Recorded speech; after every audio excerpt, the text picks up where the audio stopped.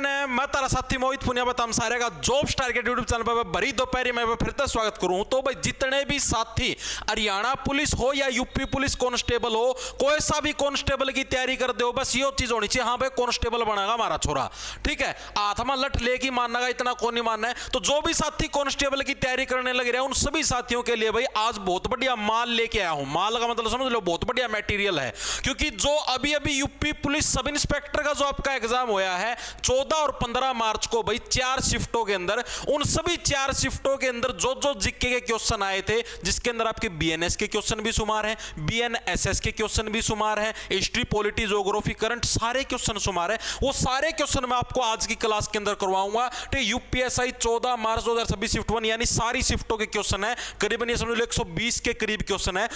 चारों शिफ्टों के मिला के हम इनको निपटाने का काम करेंगे, इनका बढ़िया डिटेल्ड सॉल्यूशन करेंगे और आपको बेहतरीन तरीके से दिमाग के अंदर क्वेश्चन सेट करवाने की गारंटी मैं देता हूं। पेपर से पहले आप लोगों को ये करके जाने, ताकि आपको पता लगे कि हाँ भाई हम लोग ये क्वेश्चन अटेम्प्ट कर पाने लगे रहते हैं, नहीं कर पाने लगे। स्टार्ट करते हैं पहले प्रश्न से। भाई कौन सी कृषि शाखा रेशम कीट पालन के माध्यम से रेशम उत्पादन पर केंद्रित है? यो नॉर्मल जनरल नॉलेज का प्रश्न है, आपसे विभिन्न प्रकार की कृषि शाखाओं के बारे में पूछा गया है।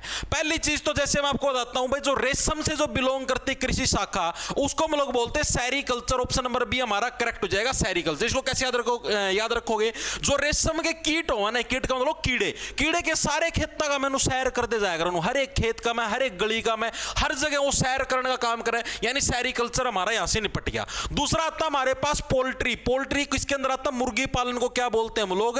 पोल्ट्री के अंदर हम लोग इसको शुमार करते हैं। ओके जी, चीज भी हमारे समझ आएगी। एपीकल्चर, एपीकल्चर किससे बिलोंग करता है भाई? एपीकल्चर करता है मधुमक्खी पालन से, ठीक है। इसको कैसे याद रखोगे? देखो मधुमक्खी का क्या पीते हो आप लोग? शहद पीते हो। एपी, एपी के अंदर क्या है? क्या पी, पिज्जा भाई, पिज्जा के पीऊं? शहद पिज्जा मेरे भाई, और के पियोगा, ठीक है। पिग्गी, पिग्गी से बन गया पिग, ठीक है। आजकल के छोरी कौन बोला कर, हाय मेरा छोटा पिग्गी आ गया, ओ माय गॉड मेरा प्यारा सा पिग्गी, ठीक है। तो वो जो पिग्गी है, वो पिग्गी का मतलब वो सुअर, तो यानी पिगरी किससे बिलोंग करते? जो कोई साथी सुअर पालन करता हो तो सारे उसकी पिगी पिगी करी जाया करें। ओके जी, ये चीज भी हमारे समझ, सुअर पालन किससे बिलोंग करेगा? पिगी कल्चर से बिलोंग करेगा। इसके अलावा एक दो कल्चर और है। कौन कौन से कल्चर है? एक हो गया हमारे पास हॉर्टिकल्चर। हॉर्टिकल्चर किससे बिलोंग करता है जी? बागवानी से जो बिलोंग करता है उसको क्या बोलते हैं? उसको बोलते हैं जी हॉर्टिकल्चर। ओके जी, ये चीज भी हमारे समझ में आ गई। दूसरी चीज एक और जिस नाम से हमको देखने मिलता है उसका नाम है वर्मी कल्चर। वर्मी कल्चर क्या हो? जो केचुआ खाद कौन देखा था मैंने, उसको वर्मी कल्चर बोलते हैं। कैसे देखो? क्योंकि वो जो केचुआ खाद होया करे, जो गोबर दा बनया करे, वो बहुत ज्यादा गर्म होया करे, ठीक है। वर्मी से बन गया गर्मी, यानी गर्मी कल्चर, वर्मी कल्चर। तो ये कौन सा हो गया हमारे पास? जो केचुआ खाद होता है, नेचुरल खाद होता है, उसको हम लोग वर्मी कल्चर बोलते हैं। और ये प्रश्न आपका 14 मार्च 2026 की जो शिफ्ट नंबर 1 है उसके अंदर ये क्वेश्चन आपका आया था। ओके जी, आगे चलते हैं अगला प्रश्न। उससे पहले भाई आपको अगर भर्तियों से रिलेटेड कोई भी इंफॉर्मेशन चाहिए हो या ये जो क्लास इसकी पीडीएफ चाहिए, तो जॉब्स टारगेट के नाम से आपको अपना टेलीग्राम चैनल मिलेगा, सर्च कर लेना, उधर आपको एक पीडीएफ डेली दिख जाएगी। भर्तियों से रिलेटेड इंफॉर्मेशन के लिए आप अपना व्हाट्सएप चैनल भी ज्वाइन कर सकते हो, ये भी आपको जॉब्स टारगेट के नाम से दिखाई दे जाएगा, ठीक है। अब आगे चलते हैं। चुनाव याचिका का निपटारा, ये बड़ा अच्छा प्रश्न था और मैक्सिमम बच्चे इसको गलत करके आए थे भाई, क्योंकि आप खुद देखोगे ना, पेपर करके देखो। चुनाव याचिका का निपटारा करने का अधिकार किसके पास होता है? यूपीएसआई 15 मार्च की शिफ्ट नंबर 1 के अंदर ये प्रश्न आया। मैक्सिमम बच्चे देखो, पार्लियामेंट को हिंदी में बोलते हैं संसद। अच्छा प्रश्न है, आप लोग खुद बताओ इसके अनुसार आपका क्या आंसर होना चाहिए? इलेक्शन कमीशन का मतलब हो गया चुनाव आयोग, चुनाव आयोग हो गया, ठीक है। इंटर स्टेट काउंसिल यानी कि अंतरराज्य संस्था, ठीक है। हाई कोर्ट, उच्च न्यायालय, ठीक है। अब मेरे को यह बताओ, अगर इलेक्शन के अंदर कोई भी गड़बड़ घोटाला होता है, इन केस कोई भी गड़बड़ घोटाला हो गया, तो उस गड़बड़ घोटाले को किसके अंदर हम लोग चैलेंज करते हैं? यानी उस गड़बड़ घोटाले को निपटाने का काम या निपटाने की पावर किसके अंदर होती है? मैक्सिमम बच्चे इस प्रश्न के आंसर के अंदर इलेक्शन कमीशन ठोक के आए, चुनाव आयोग, जो कि आप लोगों का गलत है।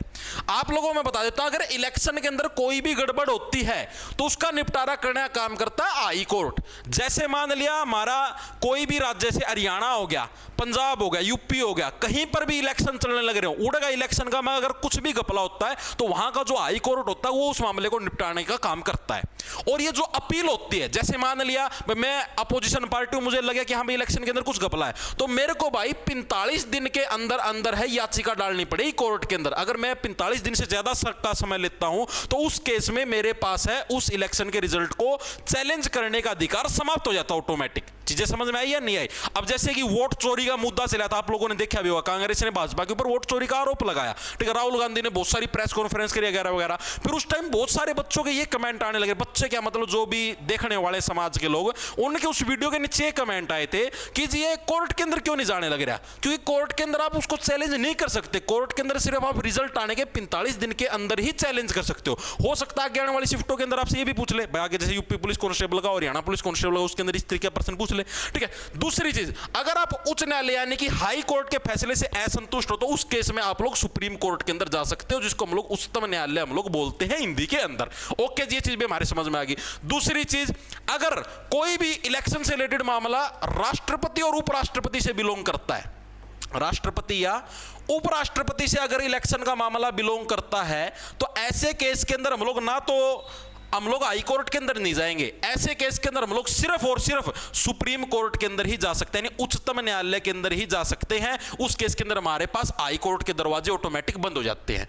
तीसरी चीज, आपको एक चीज और बताता हूं, मान लिया कोई भी राज्य है, कोई भी स्टेट है, इस स्टेट के अंदर कोई भी इलेक्शन करवाने हो, इलेक्शन जैसे मान लिया कि कोई प्रधान अपने देश के अंदर मान लिया पीएम का इलेक्शन है, किसी राज्य के अंदर मान लिया सीएम का इलेक्शन है, या कोई और भी इलेक्शन है, तो उस इलेक्शन को करवाने का काम किसका होता है? वो होता है जी हमारे पास चुनाव आयोग का, इलेक्शन कमीशन का काम होता है उस इलेक्शन को करवाने का। लेकिन सिर्फ जो आपके पंचायत के इलेक्शन होते हैं और जो आपके नगर निगम के इलेक्शन होते हैं, ये आपका चुनाव आयोग नहीं करवाता। ये आपका चुनाव आयोग को की बजाय जो राज्य चुनाव आयोग है, यानी स्टेट इलेक्शन कमीशन, जैसे मान लिया यूपी के अंदर कोई आपका मान लिया नगर निगम या पंचायत का इलेक्शन होना है, या हरियाणा के अंदर कोई नगर निगम पंचायत का इलेक्शन होना, तो उस केस के अंदर राज्य चुनाव आयोग काम करता, ना कि केंद्रीय चुनाव आयोग। राज्य चुनाव आयोग सिर्फ और सिर्फ पंचायत और नगर निगम के इलेक्शन करवाता है, इसके अलावा कोई भी इलेक्शन नहीं करवाता, ठीक है। इसके अलावा अगर कोई भी इलेक्शन पूछ ले तो आंख खोल के है केंद्रीय चुनाव आयोग को ठोक देना। ओके जी, ये चीज हमारे समझ में आ गई। आगे चलते हैं। अनुच्छेद 356 के तहत एक राज्य में राष्ट्रपति शासन को प्रारंभ में कितनी अवधि के लिए लगाया जा सकता है? देखो मैं आपको बताता हूं, हमारे संविधान के अंदर 3 टाइप के आपातकाल हमको देखने को मिलते हैं। आपातकाल हमें हमारे संविधान के अंदर कितने टाइप के? 3 टाइप के देखने को मिलते हैं। और कौन कौन से अनुच्छेदों के अंदर है, उन अनुच्छेदों के बारे में भी पढ़ेंगे। तो अनुच्छेद नंबर पहले नंबर पे आता 352, 4 का गैप मारो, 4 का गैप मारो 356, 4 का गैप मारो 360। इन 3 अनुच्छेदों के अंदर में क्या है? आपातकाल देखने को मिलता है, यानी इमरजेंसी देखने को मिलती है। ओके जी, ये चीज हमारे समझ में आ गई, दिमाग के अंदर घुस गई है। ये जो पहले वाला आपातकाल है, ये लगता है किसी युद्ध के केस में, या कोई हमारे देश के ऊपर बाहर से कोई आक्रमण कर दे, उस केस में तो आपातकाल लगता है, तो वो कौन सा होगा? अनुच्छेद नंबर 352 के तहत। जैसे मान लिया अभी भारत पाकिस्तान का युद्ध चलने लग रहा था, तो उस केस के अंदर अनुच्छेद नंबर 352 के तहत आपातकाल लगता। ये अभी तक हमारे देश में टोटल 3 बार लगा। कब कब लगा जी? एक तो हमारे देश में साल 1962 के अंदर लगा है, लिखेंगे सभी साथी, 1962 के अंदर लगा है, 71 के अंदर लगा है और 75 के अंदर। ठीक है, अगर कोई आपसे पूछ ले अनुच्छेद 352 के तहत अभी तक हमारे देश में टोटल कितनी बार आपातकाल लगे हैं? 3 बार आपातकाल लगे हैं। ओके जी। दूसरा अनुच्छेद नंबर 356, इसको हम लोग राष्ट्रपति शासन भी बोल देते हैं। आपातकाल भी है, राष्ट्रपति शासन भी। इसके तहत क्या होता है? जैसे मान लिया यूपी है और यूपी की सरकार से हमारे राष्ट्रपति साहब प्रसन्न नहीं है, या फिर यूपी की सरकार अच्छे से काम नहीं करने लग रही, तो उस केस में राष्ट्रपति जी क्या बोलेंगे? नो बोले हटाओ भाई सरकार को, ये सारी प्रतिपूर्ति नहीं करती, यहां पर मेरा शासन होगा और दोबारा से इलेक्शन करवाए जाएंगे, तो उसको बोलते हैं राष्ट्रपति शासन। तो राष्ट्रपति शासन कौन से? अनुच्छेद नंबर 356। याद कैसे? राष्ट्रपति जी क्या बोले? बोले आड़ में मेरी छाप छोड़ दूंगा, 356 मतलब छपना, आड़ में मेरी छाप छोड़ दूंगा भाई, तारती शासन को नहीं करने दूं, ठीक है, मेरी गद्दी आओगी आड़। और एक जो राष्ट्रपति शासन है वो आपका कितना देर के हाउ लॉन्ग, मतलब कि एक राज्य प्रारंभ में जो सबसे पहली बार राष्ट्रपति शासन लगता है वो मैक्सिमम से मैक्सिमम स्टार्टिंग के अंदर 6 महीने के लिए आपका राष्ट्रपति शासन लगता है। जब पहली बार राष्ट्रपति शासन लगेगा किसी भी राज्य के अंदर, तो कितने दिनों के लिए लगेगा? 6 महीने के लिए लगेगा। मैक्सिमम कितने समय तक लग सकता है? तो मैक्सिमम 3 साल तक है आपका राष्ट्रपति शासन लग सकता है, मैक्सिमम 3 साल। 3 साल से ज्यादा तक आपका राष्ट्रपति शासन नहीं लग सकता। ओके जी, चीज भी हमारे समझ में आ गई। अनुच्छेद नंबर 360 क्या बोलता है? ये बोलता है जी वित्तीय आपातकाल। वित्तीय आपातकाल का मतलब होगा पैसे वाला एक आपातकाल, यानी अगर मान लो किसी कंडीशन के अंदर हमारे देश के अंदर पैसे की कमी हो जाए, तब हमारे पास कौन सा लगेगा? वित्तीय आपातकाल लगेगा। और ये हमारे देश में अभी तक कितनी बार लगा है? एक भी बार नहीं लगा। आपसे बहुत बार पूछा था वित्तीय आपातकाल हमारे देश में टोटल कितनी बार लगा है, तो अभी तक एक भी बार हमारे देश में क्या है? वित्तीय आपातकाल नहीं लगा। ओके जी, चीज भी समझ में आ गई।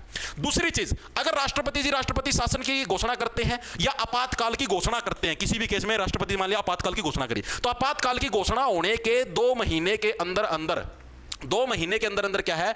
जो सदन, जो हमारी संसद है, संसद के दोनों सदनों से है साधारण बहुमत से आपका पारित होना चाहिए प्रस्ताव। ठीक है, दोनों सदनों से साधारण ये बहुत इंपॉर्टेंट है, पूछा था बहुत बार, गहराई वाला प्रश्न है कि अगर राष्ट्रपति जी ने आपातकाल की घोषणा करी तो आपातकाल की घोषणा करने के 2 महीने के अंदर अंदर है संसद के दोनों सदनों से आपका साधारण बहुमत से है आपातकाल का प्रस्ताव पारित होना चाहिए, तभी आपातकाल आपका लागू होता है। तो ये फैक्ट भी याद रखना, बहुत इंपॉर्टेंट फैक्ट है। ओके जी, तो इसका क्या आंसर आ जाएगा आपका 6 महीने, ऑप्शन नंबर बी हमारा करेक्ट हो जाए। ओके जी, चीज भी हमारे समझ में आ गई। अगले प्रश्न के ऊपर आते हैं। भारतीय कानून के तहत एक व्यक्ति कब से किशोर नहीं माना जाता? भाई कितनी वर्ष से, मतलब कि जो छोटी उम्र का बच्चा है, ठीक है, मतलब कब से किशोर नहीं माना जाता, मतलब कितनी उम्र होने के बाद उसकी किशोरावस्था समाप्त कर दी जाती है? तो सभी को पता है 18 वर्ष तक के जो बच्चे हैं वो क्या भारतीय कानूनों के अनुसार किशोरावस्था के अंदर माने जाते हैं। किशोरावस्था मतलब टीनेजर जिसको हम लोग बोलते हैं। आप इसकी पहचान ऐसे भी कर सकते हो, जिसके पहाड़े के अंदर टीन आता है उसको हम लोग टीनेजर ही बोलेंगे, जैसे 13, 14, 15, 16, वैसे तो 19 के अंदर भी आता है, लेकिन 19 को मतलब अडल्ट मान लिया जाए, उसकी अडल्ट नोला मतलब सारे काम अडल्ट ला गया करण, 18 प्लस का हो गया ना,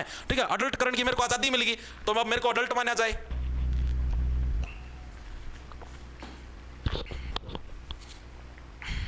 बहुत बढ़िया भाई, शाबाश, वेरी गुड वेरी गुड।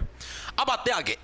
अब आता है एक बेहद ही बेहतरीन प्रश्न बीएनएसएस का। बहुत सारे बच्चों को इंतजार होगा जो यूपी पुलिस कांस्टेबल की तैयारी करने लग रहे हैं, हरियाणा पुलिस कांस्टेबल की तैयारी करने लग रहे हैं कि जी बीएनएसएस के प्रश्न आखिर आएंगे कैसे। बीएनएसएस का देखो, आपको सिंपल सा फंडा सभी को पता, आपको आगे बताता हूं। भारतीय नागरिक सुरक्षा संहिता 2023 के तहत गवाहों की सुरक्षा सुनिश्चित करने के लिए कौन सी धारा जिम्मेदार है? कोई भी अगर गवाह है उसकी प्रोटेक्शन करने के लिए कौन सी धारा का यूज किया जाता है, यह प्रश्न आपसे पूछा गया है। तो धारा नंबर 398 गवाहों की सुरक्षा के लिए तो भाई करना पड़ेगा वेट, ठीक है। ये चीज हम लोग पुलिस वालों को बोलने लग रहे हैं क्योंकि बीएनएसएस के अंदर सारा काम पुलिस वालों का होता है, ठीक है। हम लोग क्या बोलने लग रहे हैं कि भाई ये गवाह है, इस गवाह की सुरक्षा के लिए तो भाई पुलिस वाले तुझे भी करना पड़ेगा वेट। 398 धारा 398 लग रही, धारा 398 लग रही है। इस तरीके से आप इसको याद रख सकते हो। ओके, याद रख लें, कोई दिक्कत की बात नहीं है, ठीक है। तो बीएनएसएस है क्या? दरअसल चीजें हैं वो बदली गई थी। जैसे एक पुराने समय के अंदर होता था आईपीसी, जिसको इंडियन पिनल कोड बोलते थे, एक होता था सीआरपीसी।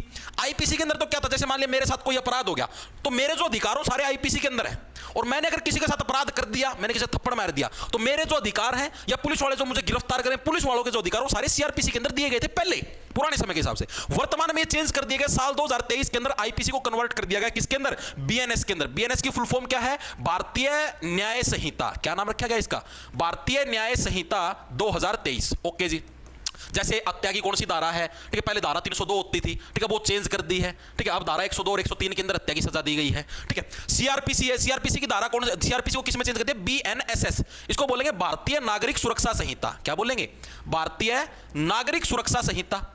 इबियो सिस्टम भी चेंज हो गया भाई, सीआरपीसी की तहत अब ये बीएनएसएस आ गया, और यही बीएनएसएस है भारतीय नागरिक सुरक्षा संहिता, ठीक है। इसके अंदर बहुत सारे अनुच्छेद हैं। कौन से अनुच्छेद के तहत है आप लोग मतलब कि गवाहों की सुरक्षा है उसकी पूर्ति की? तो धारा नंबर 398 के तहत ऑप्शन नंबर ए हमारा करेक्ट हो जाएगा। ओके जी, आगे चलते हैं। अगला प्रश्न देखो हमारे पास क्या है।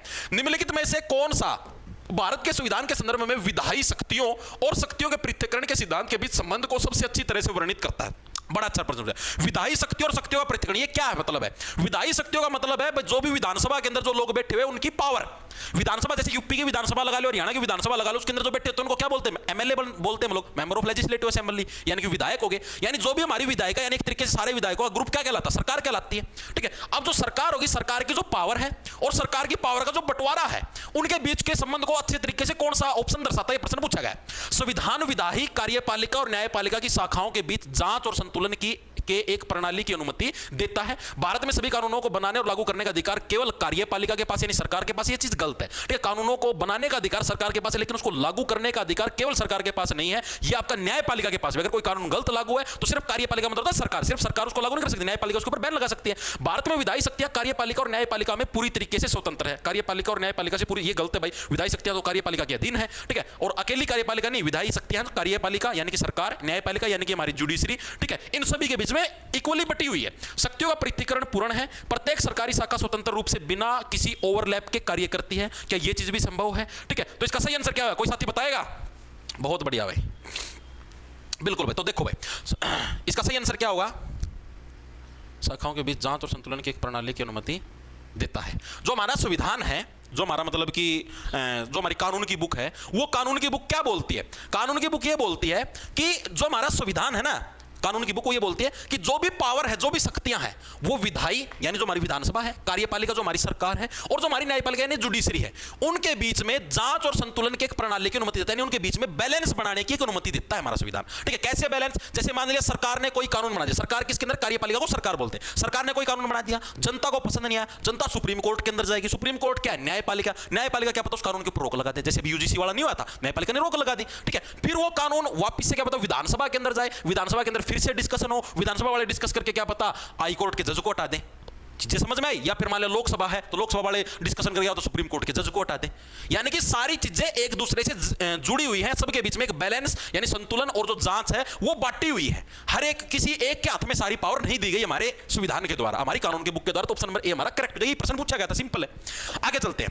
उपराष्ट्रपति अधिकतम कितने समय तक कार्यकारी राष्ट्रपति के रूप में सेवा कर सकते हैं? बड़ा अच्छा प्रश्न पूछा गया। ये क्या थे? जैसे मान लिया ये हमारे राष्ट्रपति साहब हैं और राष्ट्रपति साहब की किसी कारणवश मान लो मृत्यु होगी, हत्या होगी, बीमार होगी, मर गए, कुछ भी लगा लो, कोई भी कारणवश ये पद पे नहीं रहे, तो ऐसे केस के अंदर भारत के राष्ट्रपति का पद संभालते हैं उपराष्ट्रपति जी। ठीक है जी। और उपराष्ट्रपति जी मैक्सिमम 6 महीने तक है इस पद के ऊपर बैठ सकते हैं, यानी 6 महीने के अंदर नए राष्ट्रपति जी का इलेक्शन करवाना अनिवार्य है, ये रूल बना रखा है। ओके जी, ये चीज भी हमारे समझ आ गई। इन केस उपराष्ट्रपति जी भी अवेलेबल नहीं है, साथ में ये भी टपक गए, राष्ट्रपति तो गए, उपराष्ट्रपति भी गए, कोई कारण मान लो भाई एकदम दोनों का अटैक हो गया, कुछ भी लगा लो, दोनों इकट्ठे मर गए। ठीक है, तो ऐसे केस के अंदर कौन गद्दी पर बैठेंगे? भारत के chief justice CJI of supreme court, जो सुप्रीम कोर्ट के हमारे चीफ जस्टिस हैं। ठीक है, अभी जैसे वर्तमान में सूर्यकांत जी हैं, तो वो गद्दी के ऊपर बैठेंगे, राष्ट्रपति का काम वो संभालेंगे। इन केस CJI साहब भी मर गए, मान लिया तीनों का इकट्ठा अटैक आ गया, तो ऐसे केस के अंदर अब कौन बैठेगा जी? तो अब जो सुप्रीम कोर्ट के जो सबसे बड़ी उम्र के न्यायाधीश, बड़ी उम्र नहीं मतलब जो सीनियरिटी के अंदर मतलब जॉब के हिसाब से अपने जो मतलब जितने साल से सर्विस के अंदर सेवा के अंदर जज की पोस्ट के ऊपर, ठीक है, जज की पोस्ट के हिसाब से जिसकी सबसे बड़ी उम्र है, जैसे मान लिया मैं 35 साल से जज की पोस्ट के ऊपर बैठे हूं और सुप्रीम कोर्ट के अंदर जितने जज उसमें सबसे अधिक सर्विस मेरी है, मान लो, और सारे जो जज हैं वो कोई 30 साल हो, कोई 25 साल हो, मैं सब तक साल रहा हूं, यानी 35 साल, यानी मैं सबसे वरिष्ठ न्यायाधीश हूं, सबसे बड़ा जज हो गया उम्र के हिसाब से, तो वो गद्दी के ऊपर बैठेगा, सुप्रीम कोर्ट का वरिष्ठ न्यायाधीश। ठीक है, वरिष्ठ न्यायाधीश। तो ये कंडीशन दे रखी है, अगर ये भी गद्दी पर नहीं रहे तो कौन गद्दी पर बैठे? चीजें समझ में? तो मैक्सिमम 6 महीने तक गद्दी पर बैठ सकते हैं, ये पूछा जा सकता है, बहुत मल्टीपल टाइम पूछा गया है, तो इस चीज को पढ़ के मत लेना।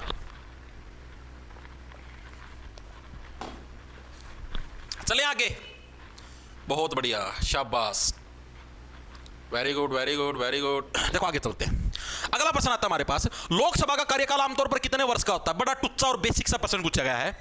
अक्सर एग्जामिनर क्या करता है, आपको कंफ्यूज करने के लिए लोकसभा की बजाय यहां पर राज्यसभा लिख के दे देगा। बच्चे मुंह बाय देखते रहते हैं, राज्यसभा का कार्यकाल, कई जने जो जमाए बेज्ञानी हो 5 वर्ष ठोके होंगे, जो थोड़े बहुत ज्ञानचंद हैं वो न सोची जाएंगे यार ना यार 5 वर्ष तो कौन था यार, 5 वर्ष तो लोकसभा का था, इसका तो कुछ और था, 2.5 वर्ष था, 2.5 वर्ष था या 2 वर्ष था, भाई 2 वर्ष था, प्रत्येक 2 वर्ष के बाद गद्दी छोड़ देंगे, प्रत्येक 2.5 वर्ष के बाद गद्दी छोड़ देंगे और फिर अगले आ जाएंगे ना, हाँ यार ऐसी था, ऐसे प्रत्येक 3 वर्ष का ना, ऐसी था, ऐसी था। और जो सही समझदार होंगे एक ऑप्शन ये भी छपा होगा कि राज्यसभा का कोई फिक्स कार्यकाल नहीं होता। ठीक है, तो लोकसभा का कार्यकाल आपका 5 वर्ष का होता है। लोकसभा के अंदर कौन कौन आते हैं? जितने भी हमारे सांसद हैं, सांसद किसको बोलते हैं? MP को बोलते हैं, यानी मेंबर ऑफ पार्लियामेंट।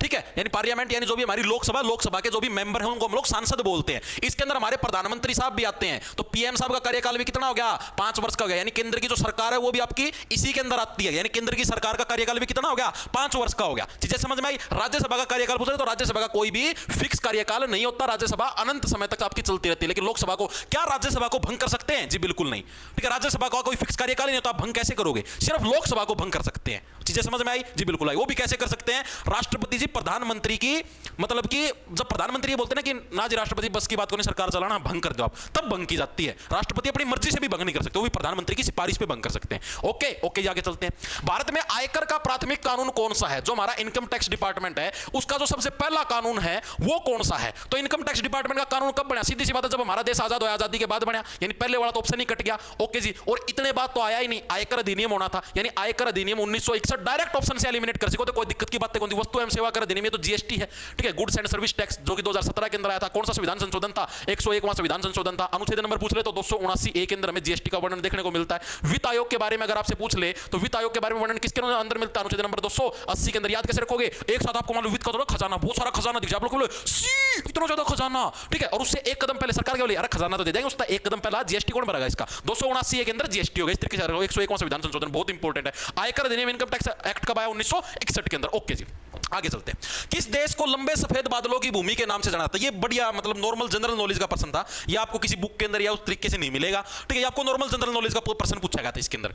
इसके अंदर क्या पूछा, किस देश को लंबे सफेद बादलों की भूमि के नाम से जाना था? लंबे लंबे सफेद सफेद बादल किस देश का हमें देखने ना मिला है? तो ये कड़ा देखने ना मिले, न्यूजीलैंड देश के अंदर हमको देखने को मिलते हैं भाई, ठीक है? ऑप्शन नंबर हमारा सी है करेक्ट हो जाए। न्यूजीलैंड जो अगर आप देश के अंदर जाओगे तो उधर के आसमान के अंदर आपको जैसे अपना थोड़ा छोटे छोटे बादल हो जाए दौड़े दौड़े, उधर आपको पूरा साल लंबे लंबे सफेद सफेद बादल देखने ना मिले हैं, ठीक है? न्यूजीलैंड देखो नाम भी पूरा लंबा है, लैंड या इसी लैंड है जरा डेली न्यूज बनी जा है, ओ भाई आज वहां से बादल आ गया, आज वहां से बादल आ गए, तो यहाँ पर डेली न्यूज बनती रहती है। तो लंबे सफेद बादलों की भूमि के नाम से न्यूजीलैंड को जाना जाता है। ओके जी आगे चलते हैं। डिजिटल इंडिया अभियान कब शुरू किया गया था? ये आपका करंट का प्रश्न, लेकिन अब जो हिस्ट्री बन चुका है, ठीक है? ऐसा करंट का प्रश्न है जो अब हिस्ट्री बन चुका है, ये प्रश्न आपसे पूछा गया है। बताओ भाई, डिजिटल इंडिया अभियान है वो आपका कब लॉन्च किया गया? ये प्रश्न आपसे पूछा गया। बहुत बढ़िया भाई, शाबाश। तो कब आपका 2015 के अंदर लॉन्च किया गया था। जैसे ही 2014 के अंदर मोदी सरकार आई थी उसी से अगले साल डिजिटल इंडिया अभियान आपका लॉन्च कर दिया गया था। तारीख अगर आपसे कोई पूछ ले तो एग्जैक्ट 1 जुलाई 2015 को क्या है डिजिटल इंडिया अभियान आपका स्टार्ट कराया गया था। ओके जी, ये चीज भी हमारे समझ में आ गई, दिमाग के अंदर घुस गई। आगे चलते हैं, अगला प्रश्न आता है हमारे पास।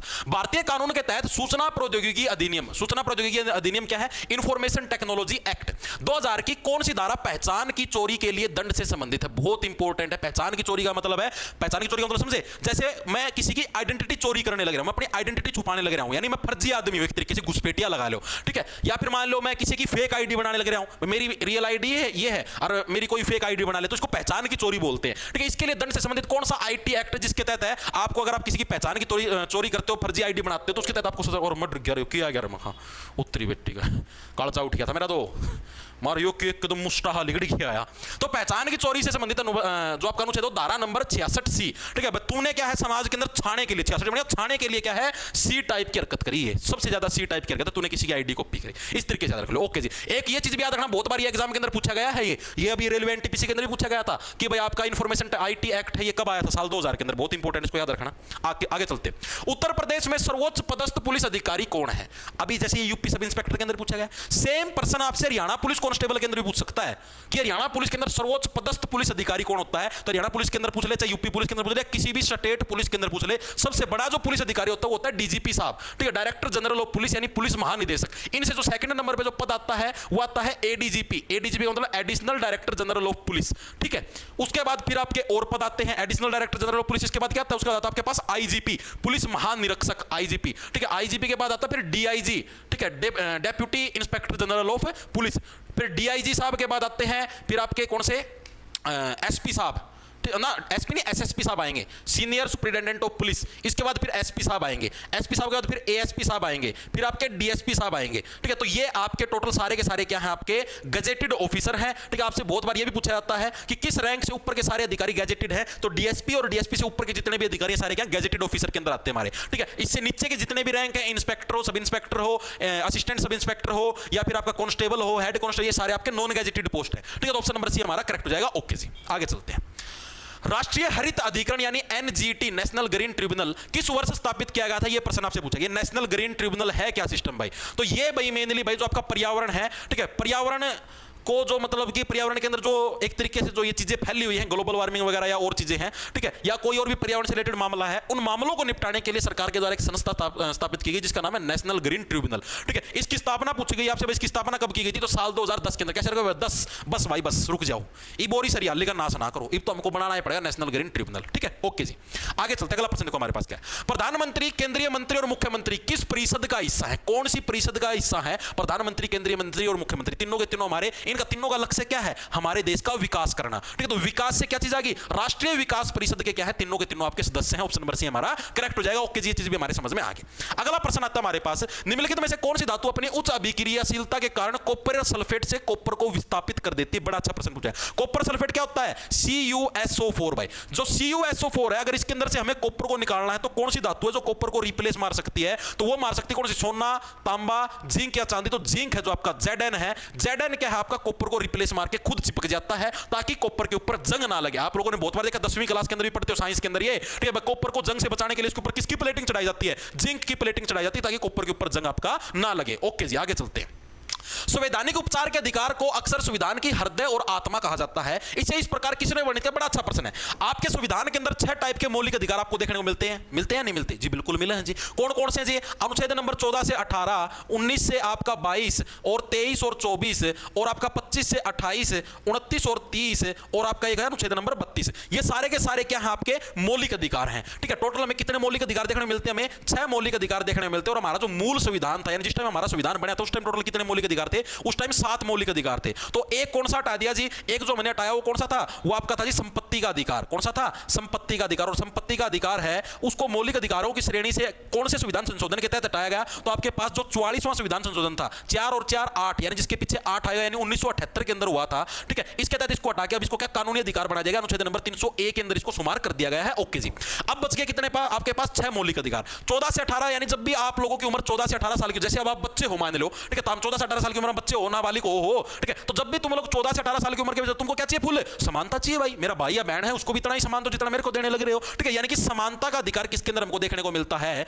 अनुच्छेद नंबर 14 से 18 के अंदर हमें समानता का अधिकार देखने को मिलता है। ओके जी, उसके बाद 19 से 22 जब भी आप 18 प्लस हो जाता है, आप बोलते भाई मैं तो अडल्ट हो गया, ठीक है, वयस्क हो गया, अब चाहिए मेरे को पूरी आजादी, मेरा पाछा ताले बुलेट दे दो, हाथ में मेरा आईफोन दे दो और मेरे ऊपर कोई रोक टोक ना करो, मैं कितने जारी मारू और कितने हांडू, मेरे को चाहिए फुल आजादी, यानी स्वतंत्रता का अधिकार। 18 प्लस हो गया हूं भाई, यानी 19 से 22 की उम्र में जारी मारोगे, सीधी सी बात है, बुलेट के ऊपर हांडोगे तो कोई ना कोई महिला भी सेट करोगे। जी बिल्कुल करेंगे। और महिला मित्र अगर बढ़ती है तो सीधी सी बात है भाई कोई ना कोई शोषण होने की भी संभावना है। जी बिल्कुल सही है। यानी 23-24 साल की उम्र में क्या तुम्हारा शोषण की भी संभावना, यानी शोषण के विरुद्ध अधिकार, क्या आपका शोषण के विरुद्ध अधिकार आपका क्या? अनुच्छेद नंबर 23 और 24 के अंदर शोषण हो लिया, चाहे तो तारा होगा चाहे महिला का, कोई सा का हो, थाना का में पहुंचोगे, और थाना का में पहुंचोगे तो सीधी सी बात है उड़ जाके के है, उड़ जाके नुसला दे भाई तारा समझौता करो, तारी शादी कर लो, तुम ये शादी तो हो जाएगी, लेकिन के मेरा तुम दूसरा धर्म क्यों, महिला दूसरा धर्म क्यों? तो ऐसे केस के अंदर आपको धार्मिक स्वतंत्रता भी चाहिए। जी बिल्कुल जी, 25 से 28 की उम्र में तुम्हारी शादी होगी, यानी तुम्हें धार्मिक स्वतंत्रता का अधिकार भी चाहिए। ओके जी, ये चीज भी हमारे समझ में आ गई, धार्मिक स्वतंत्रता का अधिकार। ठीक है जी, ये चीज भी दिमाग के अंदर घुस गई। अगला जो फैक्ट हमको देखा, अब शादी होगी, ये तो बालक जमेगा,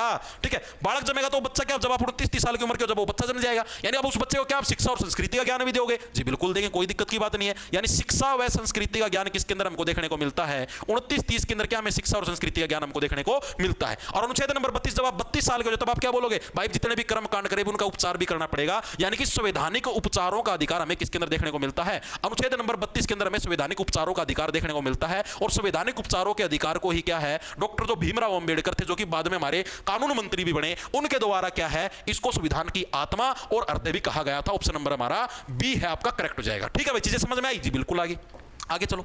राष्ट्रपति द्वारा जारी अध्यादेश को संसद को कितने समय में अनुमोदित करना होता है? बहुत बढ़िया प्रश्न पूछेगा। मान लिया राष्ट्रपति ने कोई भी आदेश जारी कर दिया, तो संसद है उसको कितने दिनों के अंदर है उसको संसद को पारित करना ही करना पड़ेगा?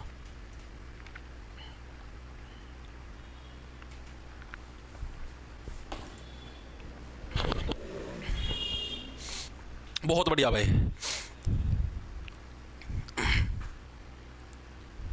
बिल्कुल। देखो मैं आपको बताता हूं, अध्यादेश जारी करने की तिथि से 3 महीने, संसद की पुनः बैठक से 6 सप्ताह, संसद की पुनः बैठक से 6 महीने, अध्यादेश जारी करने की तिथि से 6 सप्ताह। बड़ा अच्छा प्रश्न पूछा, तो आपको बताता हूं, संसद की पुनः बैठक से 6 सप्ताह भाई। ठीक है, क्या चीज दे रखा है? अध्यादेश को संसद कितने समय में अनुमोदित करना होता है संसद को? देखो आपको बताता हूं, मान लिया राष्ट्रपति जी ने कोई भी अध्यादेश जारी कर दिया, भाई अध्यादेश का मतलब कोई भी कानून जारी कर दिया, ऐसे केस के अंदर संसद की जो दोबारा बैठक होगी उस बैठक से 6 सप्ताह तक है वो अध्यादेश जारी रह सकता है।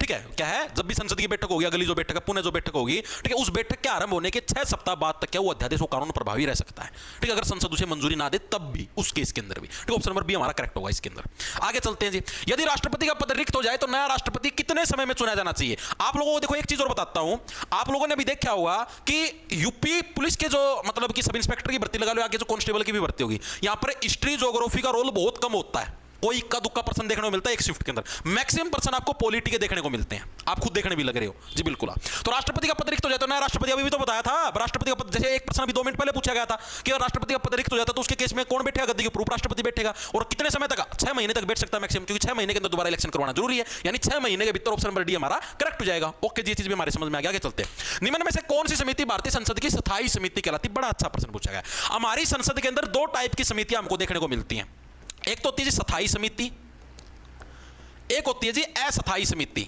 ये कौन कौन सी होती है जी?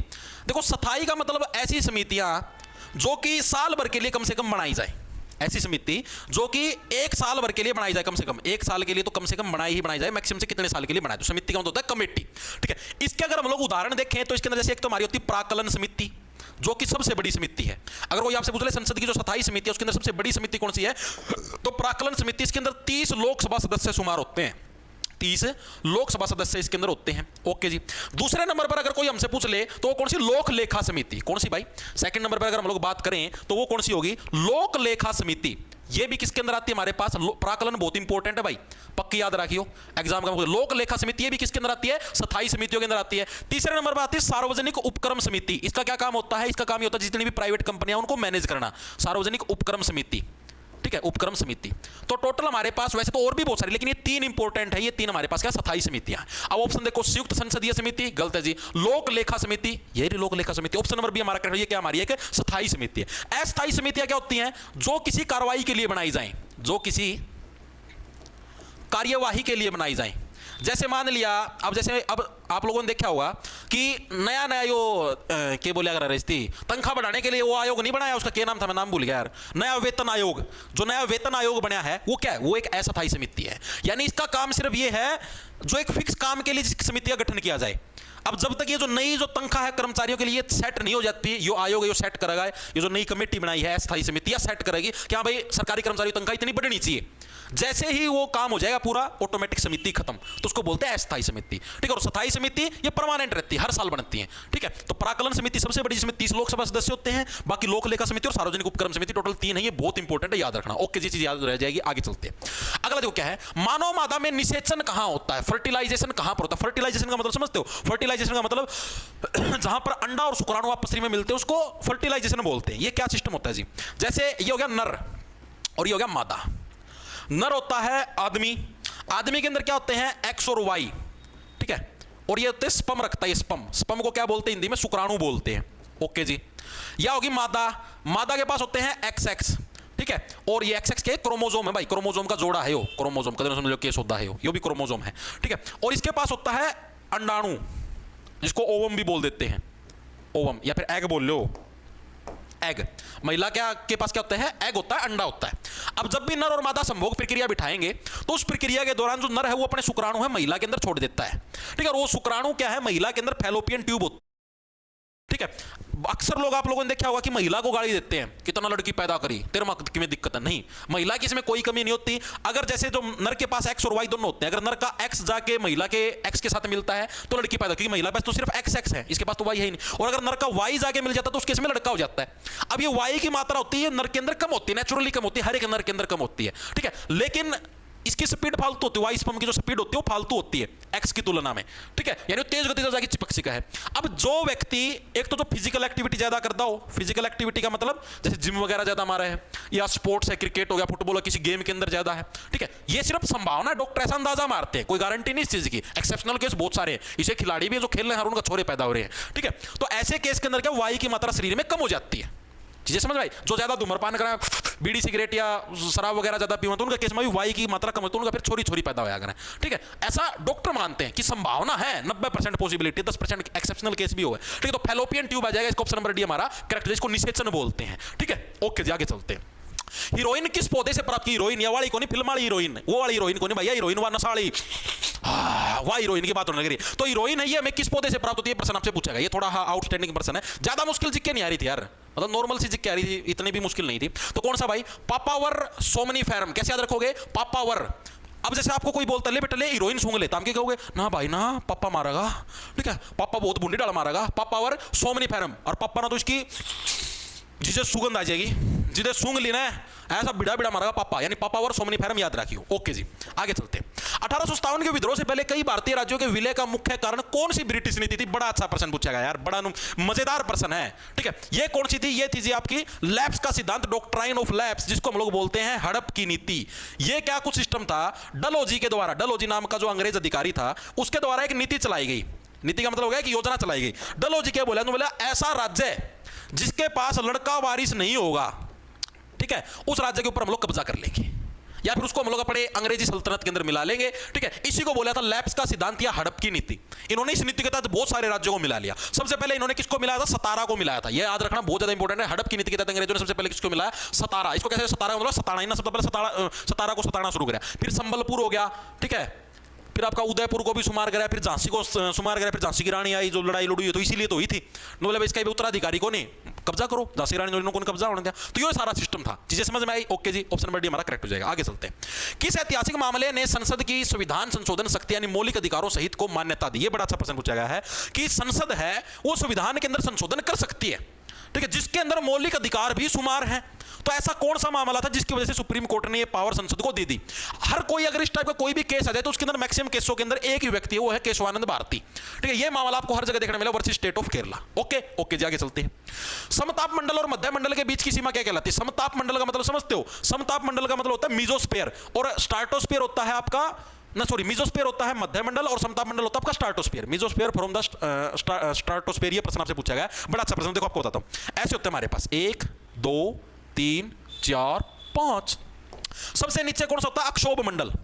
आपसे प्रश्न पूछा था जितनी भी पर्यावरणीय घटनाएं होती हैं वो सारी किस मंडल के अंदर होती है? पर्यावरणीय घटनाओं का मतलब जैसे बारिश आना, बादल बनना, तूफान आना, सांस लेना, ये सारी घटनाएं किसके अंदर होती है? अक्षोभ मंडल के अंदर होती है। इसके ऊपर आता है हमारे पास समताप मंडल, ठीक है जी। समताप मंडल से ऐसे समताप से ऐसे स्ट्राटोस्फीयर, ठीक है। स्ट्राटोस्फीयर के अंदर हमको क्या कुछ देखने को मिलता है? ये ट्रोपोस्फीयर होता है भाई, इंग्लिश में अगर कोई पूछ ले तो ट्रोपोस्फीयर। स्ट्राटो के अंदर देखो, एक तो एरोप्लेन स्टार्ट होते हैं, एरोप्लेन वगैरह जो उड़ती है किसके अंदर उड़ती है? आपके समताप मंडल के अंदर उड़ती है। दूसरी चीज जो हमारी ओजोन लेयर होती है वो भी हमारी कहां पर स्टार्ट होती है? समताप मंडल के अंदर। फिर आता है तुम्हारे पास मध्य मंडल, और ये जो लेयर है जो समताप मंडल और मध्य मंडल को अलग करती है इसको बोलते हैं स्टार्टोपोज। क्या बोलते हैं? स्टार्टोपोज। यानी जहां पर जो स्टार्टोस्फीयर की जो लेयर है वो पोज हो जाए। पोज का मतलब होता है रुकना। पोज प्ले नहीं सुना जी? बिल्कुल सुना। तो स्टार्टोपोज उसको बोलेंगे। ऑप्शन नंबर बी हमारा करेक्ट हो जाएगा। ट्रोपोपोज ये यहां पर हो जाएगी जो कि आपके अक्षोभ मंडल और समताप के बीच में होती है, इसको ट्रोपोपोज बोलेंगे। चीजें समझ में आई या नहीं आई? इसके ऊपर फिर आता है आयनोस्फीयर यानी आयन मंडल जिसको हम लोग बोलते हैं, जहां पर बहुत सारी रेडिएशन वगैरह ट्रेवल करती है। उसके ऊपर फिर आता है एक्सोस्फीयर, ठीक है, यानी जो बाह्य मंडल होता है जिसको हम लोग बाह्य मंडल बोलते हैं, ठीक है भाई। ओके जी, आगे चलते हैं। नेटवर्क में सिग्नल को मजबूत और पुनः प्रसारित करने के लिए कौन सा उपकरण प्रयोग होता है भाई? आपका जो नेटवर्क पकड़ा तारला जो एंटीना, उसके अंदर अगर सिग्नल को मजबूत करना है यानी मजबूती बनाए रखनी है सिग्नल की, तो उस केस के अंदर किस चीज का प्रयोग होता है? रिपीटर का। आप बार बार देखोगे तभी तो नेटवर्क आएगा पूरा, तभी तो मजबूती बनी रहेगी नेटवर्क के अंदर, वरना सिग्नल टूट जाएगा, ठीक है। तो सिग्नल को बनाए रखने के लिए रिपीटर की जरूरत पड़ेगी, बार बार रिपीट करना पड़े, बार बार देखना पड़े, तभी जाके हाँ नेटवर्क बना रहेगा, ठीक है। ठीक है, आगे चलते हैं। निम्न में से कौन सा अपराध ऐसा है जिसमें मीन्स रिया यानी दोषपूर्ण मानसिकता का प्रमाण आवश्यक नहीं होता? दोषपूर्ण मानसिकता का मतलब भाई इसकी मानसिकता है वह दोषपूर्ण है या नहीं, ये चीज मायने नहीं रखती, ठीक है। तो कौन से अपराध की बात होने लग रही है? तो ये बात होने लग रही है स्ट्रिक्ट लायबिलिटी ऑफेंस यानी कठोर दायित्व अपराध, यानी ऐसा अपराध जिसके अंदर मतलब आपके ऊपर बहुत ज्यादा दायित्व था, इतनी जिम्मेदारी थी, इसके बाद भी आपने अपराध कर दिया। तो ऐसे केस के अंदर आपके ऊपर कोई मानसिक दबाव नहीं था भाई, आपने जानबूझ के की वो चीज, ठीक है। हत्या के अंदर आप मान सकते हैं किसी ने मानसिक प्रेशर दे दिया, उस केस में आपने गोली ठोक दी, ठीक है, दबाव से हो गया। चोरी भी हो सकती है, मला भी हो सकता है, लेकिन ये नहीं होते कठोर दायित्व अपराध, ठीक है। ओके, जाके चलते हैं।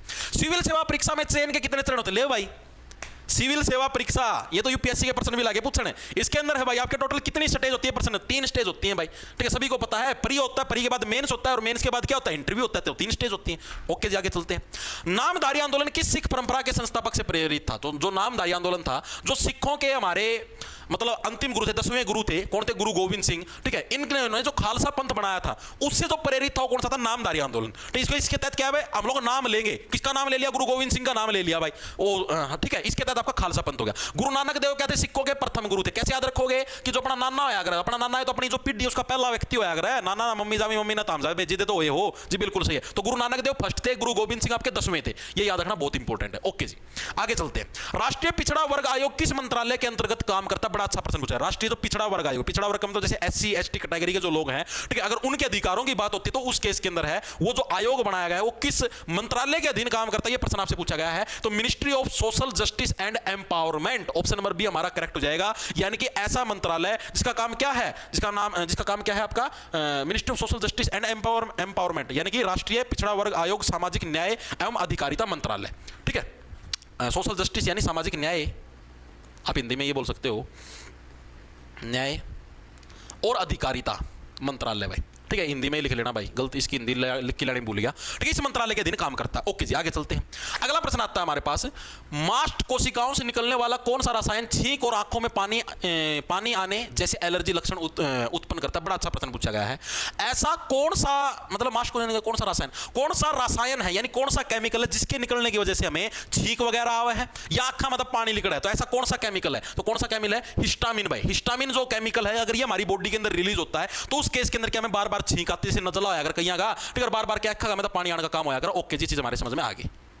एक मिनट रुको, बहुत बढ़िया भाई, शाबाश, वेरी गुड।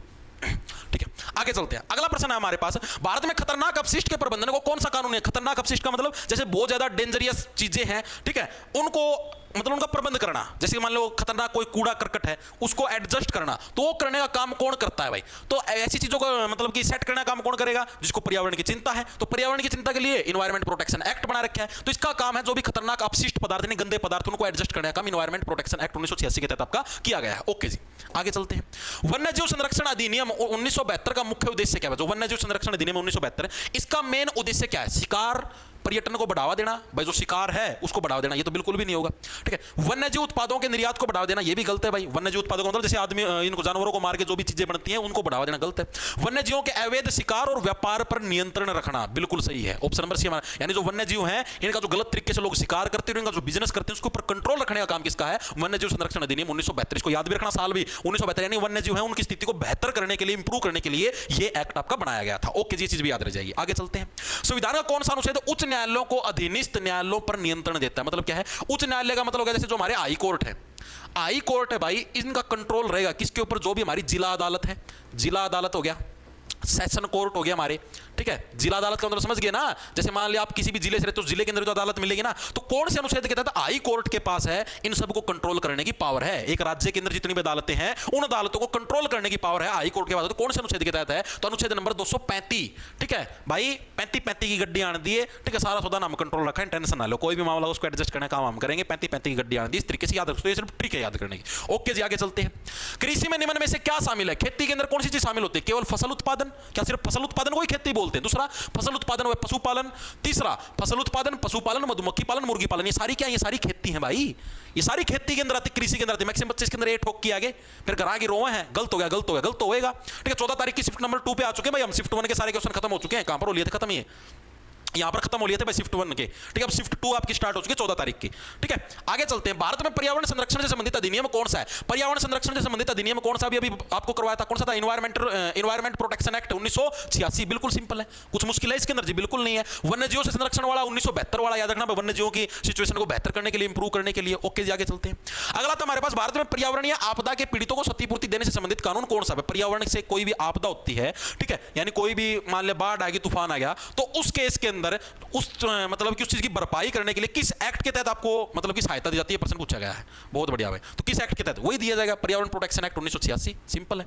आगे चलते हैं। अगला, स्टार्टअप इंडिया पहल कब शुरू की? स्टार्टअप इंडिया मतलब भारत के लोगों को है खुद के स्टार्टअप शुरू करने चाहिए, एज मतलब कि आप बोल सकते हो सरकारी नौकरी की तलाश की बजाय। ये सारी चीजें की शुरुआत किसने करी? प्रधानमंत्री मोदी ने, भाजपा सरकार आने के बाद। यानी कि सीधी बात है 2014 के अंदर भाजपा सरकार है, यानी उसके बाद ही बात होगी ये चीजें जी, बिल्कुल सही बात है। तो साल 2016 के अंदर ये चीज आपकी शुरू हो गई थी। ओके जी, आगे चलते हैं।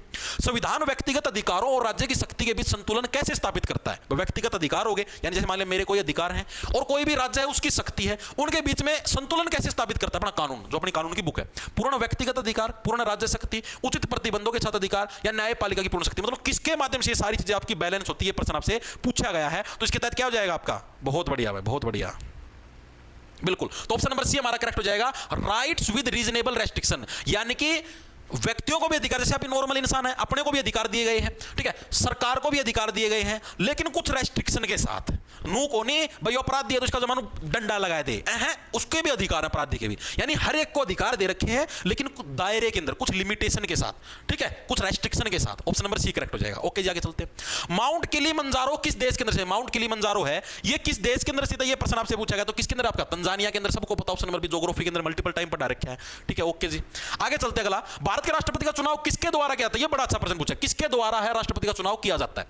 केवल संसद सदस्य करते हैं, या केवल राज्य विधानसभाएं करती हैं, निर्वाचन मंडल करता है, या सर्वोच्च न्यायालय करता है? किसके द्वारा किया जाता है? तो मैं आपको बताता हूं, इसके अंदर आपका जो ये राष्ट्रपति जी का जो इलेक्शन होता है, इसके अंदर आपके जो लोकसभा के सदस्य होते हैं वो भी होते हैं, ठीक है, विधानसभा के सदस्य भी होते हैं, राज्यसभा के सदस्य भी होते हैं, ठीक है, सारे के सारे लोग इसके अंदर आपके शुमार होते हैं। बकायदा जो हमारे जो केंद्र शासित प्रदेश हैं, ठीक है, उसके अंदर दिल्ली और पुडुचेरी, इन दो को मिला के, इन दो को छोड़ के बाकी जो केंद्र शासित प्रदेश हैं उनके सदस्यों को हटा के बाकी सभी इसके अंदर इंक्लूडेड होते हैं। यानी कि जो हमारा निर्वाचन मंडल, हम उसको बोलते हैं इलेक्टोरल कॉलेज, ठीक है, निर्वाचन मंडल। ठीक है, निर्वाचन मंडल के अंदर आपके संसद भी होते हैं और राज्य विधानसभा होते हैं, सर्वोच्च न्यायालय का उसके अंदर कोई रोल नहीं होता। ठीक है, ओके जी, आगे चलते हैं। भारत के राष्ट्रपति को शपथ कौन दिलाता है? तो भारत के जो चीफ जस्टिस है, यानी कि हमारे मुख्य न्यायाधीश, chief justice of India CJI साहब है, जस्टिस सूर्यकांत जी, वो राष्ट्रपति जी को क्या शपथ दिलाने का काम करते हैं। ओके जी, चीज भी हमारे समझ में आ गई है। आगे चलते हैं। सबसे अधिक मसाला उत्पादन किस देश में? तो राष्ट्रपति जी को उसको सीजीआई साहब को शपथ कौन दिलाते हैं? राष्ट्रपति जी दिलाते हैं। ठीक है, सबसे अधिक मसाला उत्पादन किस देश के अंदर होता है? सबसे अधिक मसाले का उत्पादन किस देश के अंदर होता है? सबको पता है, भारत के अंदर। तो भारत तो मसालों का देश है, ऑप्शन नंबर सी करेक्ट हो जाएगा। ठीक है जी, आगे चलते हैं। अगला प्रश्न, कौन सा प्लेटफॉर्म प्रोफेशनल नेटवर्किंग साइट है? नेटवर्किंग, यूट्यूब नेटवर्किंग साइट है? गलत है। लिंक्डइन है जी, बिल्कुल है। लिंक्डइन क्या चीज है जी? लिंक्डइन के ऊपर आप अपना बायोडाटा डालते हो। जैसे मान लिया मुझे जॉब की जरूरत है प्राइवेट कंपनी के अंदर कहीं पर भी, ठीक है, तो मैं अपना एक प्रोफाइल बनाऊंगा, लिंक्डइन एक ऐप है उसके ऊपर, ठीक है, उसके ऊपर मैं मेरी पूरी डिटेल डाल लूंगा। भाई मैं ये हूं, मैंने इतनी पढ़ाई करा कि मेरी इतनी उम्र है, या यार मैंने सकीला, मैंने एआई चलाना, मैंने इतने साल का एक्सपीरियंस इस काम में, फलाना ढिमकाना। ठीक है, उसके बाद फिर कोई भी कंपनी देखेगी, वो मेरा प्रोफाइल देखेगी, हाँ भाई इस बंदा नहीं है, वो फिर मेरे से कॉन्टैक्ट करेंगे, मेरा इंटरव्यू लेंगे और डायरेक्ट मेरे को जॉब दे देगा अगर मैं इंटरव्यू में सक्सेसफुल होता हूं। तो ये क्या है कि नेटवर्किंग साइट है। स्नैपचैट नेटवर्किंग नहीं है, social media, YouTube social media, TikTok social media है। ऑप्शन नंबर बी हमारा करेक्ट हो जाएगा। ओके जी, आगे चलते हैं। राष्ट्रपति चुनाव में उम्मीदवार को अयोग्य ठहराया जा सकता है यदि राष्ट्रपति चुनाव के अंदर कोई भी उम्मीदवार है जो राष्ट्रपति के पद के लिए उठा है, आप उसको अयोग्य कब ठहरा सकते हो? भाई तू राष्ट्रपति के पद के लिए एलिजिबल नहीं है, विपक्ष से हो, ऐसा नहीं होता। कोई विपक्ष से हो चाहे सरकार के पक्ष से हो, दोनों राष्ट्रपति के पद के लिए उठ सकते हैं। बहुमत सिद्ध करने को कहा जाए, अगर वो बहुमत सिद्ध नहीं कर पाता, ठीक है, तो ऐसे केस के अंदर क्या हम उसको वो कर, मतलब बहुमत सिद्ध करने को कहा जाए? नहीं, बहुमत सिद्ध ऐसे नहीं कर सकते, बहुमत सिद्ध तो होता ही इलेक्शन के अंदर, ठीक है, ये तो नॉर्मल सी बात है। तीसरा, लाभ का पद धारण करे, ये चीज बिल्कुल सही है। अगर कोई ऐसा व्यक्ति जो किसी लाभ के पद के ऊपर बैठा है, लाभ के पद का मतलब समझते हो, यानी कि जैसे मान लिया मैं किसी सरकारी नौकरी का मैं लग रहा हूं, कोई आईएएस हूं, आईपीएस हूं, तो उस केस के अंदर क्या है, मैं राष्ट्रपति के चुनाव के लिए उम्मीदवार नहीं बन सकता, मेरे को पहले अपना पद छोड़ना पड़ेगा। विधायक को कोई दिक्कत की बात नहीं। तो ऑप्शन नंबर सी हमारा करेक्ट हो जाएगा। ठीक है, ओके जी, चीज हमारे समझ में आ गई, बिल्कुल ये नॉर्मल सी बात है। ठीक है जी, आगे चलते हैं। अगला प्रश्न आता है हमारे पास, पंचायतों का उल्लेख संविधान की किस अनुसूची में है? बिल्कुल बेसिक सा प्रश्न है यार। मैंने आपको 2 दिन पहले कहा 7वीं अनुसूची के अंदर हमें क्या चीज देखने को मिलती है? हमारे संविधान की 3 अनुसूचियां। कौन कौन सी? संघ सूची, राज्य सूची और समवर्ती सूची। 3 टाइप की अनुसूची हमें इसके अंदर देखने को मिलती है। ओके जी, संघ सूची यानी कि ऐसे कानून जिनके ऊपर केंद्र सरकार कानून बनाती है। लाइक जैसे आपका रेलवे डिपार्टमेंट है, ठीक है जी, हमारा रक्षा से रिलेटेड कोई मामला है, हमारी आर्मी है, इन सभी के ऊपर कौन कानून बनाती है? परमाणु ऊर्जा से रिलेटेड कोई काम, एटम बम से रिलेटेड, न्यूक्लियर बम से रिलेटेड, तो इनके ऊपर केंद्र सरकार को कानून बनाने का अधिकार है। राज्य के दिन जो भी पुलिस आती है तुम्हारी, ये सारी राज्य सरकार के अधीन आती है। जैसे आपने देखा हर एक राज्य की पुलिस अलग होती है, यूपी पुलिस अलग है, हरियाणा पुलिस अलग है, दिल्ली पुलिस अलग है, बिहार पुलिस अलग है, तो ये राज्य सरकार का विषय है। खेती बाड़ी हो गया, ये भी राज्य सरकार का विषय है, और भी एक्सेट्रा बहुत सारे हैं। समवर्ती के अंदर ऐसे कानून जिनके ऊपर केंद्र सरकार और राज्य सरकार दोनों मिलकर कानून बनाती है। लाइक आपकी शिक्षा होगी, शिक्षा के ऊपर दोनों मिलकर कानून बनाती है, केंद्र सरकार भी राज्य सरकार भी। ओके, 9वीं अनुसूची के अंदर भूमि सुधार कानून, ये सारे हमें 9वीं अनुसूची के अंदर देखने को मिलते हैं। 8वीं और देख लो, 8वीं के अंदर हमें क्या कुछ देखने को मिलता है? संविधान के अंदर जो हमें 22 भाषाएं हमको देखने को मिलती है, उनका वर्णन हमें 8वीं अनुसूची के अंदर देखने को मिलता है। और इन 22 भाषाओं के अंदर अंग्रेजी का वर्णन नहीं है, यानी अंग्रेजी को संविधान की 22 भाषाओं के अंदर शुमार नहीं किया गया है, फिर भी अंग्रेजी का हर जगह प्रयोग होता है। ओके जी, 11वीं अनुसूची के अंदर हमारी जितनी भी ग्राम पंचायतें हैं, इनका वर्णन हमें 11वीं के अंदर देखने को मिलता है। याद कैसे रखोगे? आप लोग 11वीं क्लास के अंदर सिर्फ गांव के अंदर ही पढ़ते हो। जब आप 12वीं के अंदर, क्योंकि 12वीं बोर्ड की क्लास है, तब आपको शहर के अंदर जाना पड़ता है। नगर निगम का वर्णन अगर आपसे पूछ ले तो हमें किसके अंदर? 12वीं अनुसूची के अंदर हमको देखने को मिलेगा। तो ऑप्शन नंबर सी हमारा इसका करेक्ट हो जाएगा। ओके जी, आगे चलते हैं। अगला प्रश्न, भारत के उपराष्ट्रपति का चुनाव कौन करता है? भारत के उपराष्ट्रपति का चुनाव कौन करता है? क्या केवल लोकसभा, केवल राज्यसभा, संसद के दोनों सदन, या राज्य विधानसभाएं? कौन करता है? तो संसद के जो हमारे दोनों सदन होते हैं, लोकसभा और राज्यसभा, इनके पास पावर होती है कि हमारे जो उपराष्ट्रपति है उसका चुनाव करने का काम करेंगे। ओके जी, चीज भी हमारे समझ में आ गई। ठीक है, आगे चले, आगे चलो जी। अगला प्रश्न आता है, मौलिक कर्तव्यों को किस संशोधन के द्वारा जोड़ेगा? बताओ भाई। फंडामेंटल ड्यूटीज है,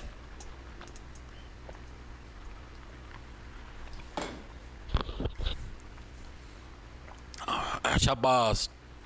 मौलिक कर्तव्य होते क्या हैं? पता तो होगा तुमको। फंडामेंटल ड्यूटीज यानी आपके देश के प्रति क्या कुछ कर्तव्य हैं, उसको हम लोग फंडामेंटल ड्यूटीज बोलते हैं। देखो भाई, तो आपका जो 42वां संविधान संशोधन था, 4 + 2 6 यानी कि 1976। 44वां पूछ ले तो 4 + 4 8 यानी 1978। ठीक है, तो 42वां संविधान संशोधन था, जिसको भारतीय संविधान का लघु संविधान भी हम लोग बोल देते हैं। इसके तहत क्या है? मौलिक कर्तव्य भारतीय संविधान में जोड़े गए, जिनको हम लोग फंडामेंटल ड्यूटीज बोलते हैं।